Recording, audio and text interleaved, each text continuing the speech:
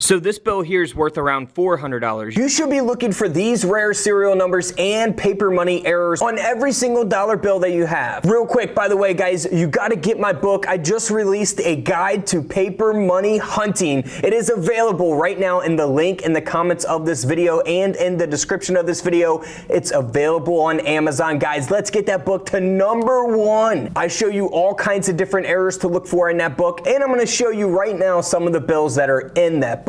All right, guys, so here is a 2003 Federal Reserve note, a $1 bill here that has a radar repeater serial number. So you'll see that the serial number here is 5005 5005. So a repeater could be like 38383838. You know, you got the numbers repeating. That's a super repeater, right? So a repeater could be just like what we're looking at here, or it could be like, 3891, 3891. It basically has the same numbers in the first and last 4 digits of the serial number. Now a radar can be read, the serial number can be read both forward and backward.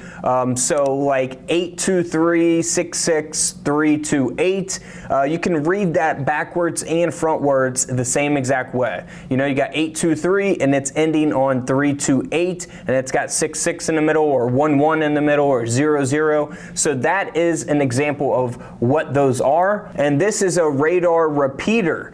So you'll see that you can read this serial number both backwards and frontwards the same exact way. And this bill ended up selling for $380 at auction. So this bill here is worth around $400. You'll see that the seals and the serial numbers are inverted. So an inverted overprint error. You'll see the green seal is supposed to be over here. They're upside down and on opposite sides of the bill. So that is a very rare error to come across. Always be on the lookout for those. Next up is a 1999 Federal Reserve note. Now this is a very high serial number. So the highest number that you can get is a 9, right? So if it's all 9s all the way down, that's as high as you can get. All 9s would be as high as you can get. This actually ends in a 5, but this is super rare to find or have.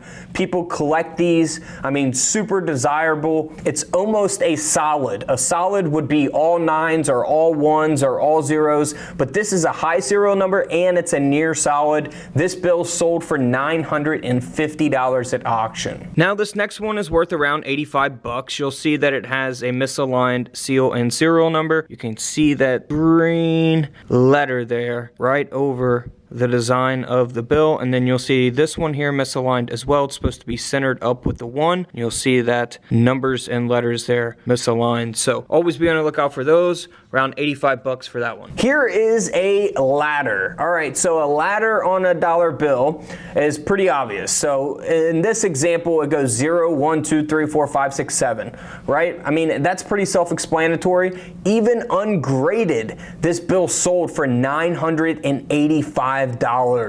Can you believe that? $985 for this $1 bill.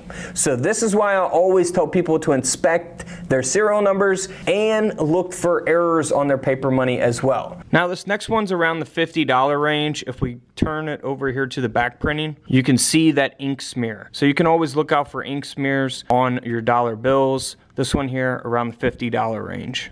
So here is a low serial number that sold for $1,000 at auction. It's a $5 bill. So the lowest number, of course, is 0. So if you have a bunch of zeros in the front there, that means that it's a very low number, and there's only one digit that is different. It's the number 1. So it's also a star note as well. So to have this, it's a star note. It's got all those zeros, meaning it's a very low number.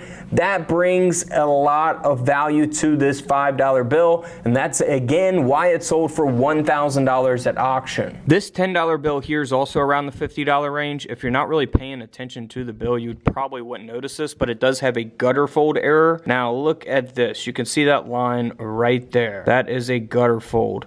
So these can be larger than this. They could take place in the middle of the bill as well. So always be on the lookout for those. Now here is a $20 bill. Now you'll see that it has some zeros in it, but what makes this bill special is that it has a mismatched serial number. So you'll see that it ends on 79 here on the left side of the bill, and then it ends on 70 on the right side of the bill. These numbers are supposed to be matching on both sides. So the letters and the numbers, the prefix letter, suffix letter, and the serial numbers are supposed to be matching on both sides of the bill. So if you find a bill like this where the last digit there, 9 and 0, are mismatched, you're talking a lot of money, especially if you have multiple numbers mismatched. This only has one digit, the last digit there, 9 and 0 mismatched. This $20 bill sold for $668 at auction. All right, this next dollar bill is worth over $100. You can see it's missing the black seal because it is over